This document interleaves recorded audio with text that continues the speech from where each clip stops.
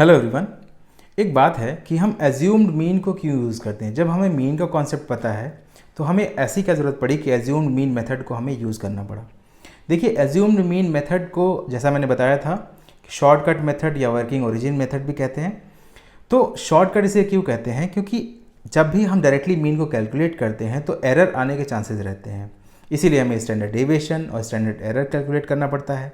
तो होता क्या है कि एज्यूम्ड मीन वैल्यू एक तो टाइम सेविंग है, और जब हम एज्यूम्ड मीन से मीन को कैलकुलेट करते हैं, एज्यूम्ड वैल्यू से मीन को कैलकुलेट करते हैं, तो एरर के चांसेस कम हो जाते हैं और इसमें मीन, वेरिएंस और स्टैंडर्ड डेविएशन के कैलकुलेशन में आसानी होती है।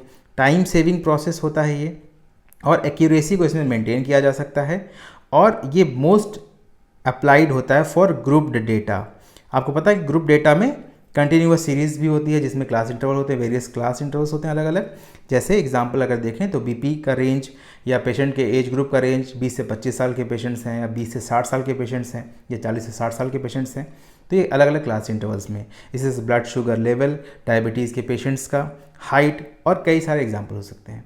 तो इस प्रकार से assumed mean method is easier, faster and less error prone. ये आप याद रखेंगे। इससे रिलेटेड डिटेल वीडियो जो है वो नेचर्स एकेडमी के यूट्यूब चैनल पे आ गई है, तो उसे आप देख लें। और मीन और अरिथमेटिक मीन का भी video, full lecture video nature's academy के यूट्यूब चैनल्स पे अवेलेबल है, तो वो भी आप देख सकते हैं और ज़रूर उसको देखिए। Thank you so much.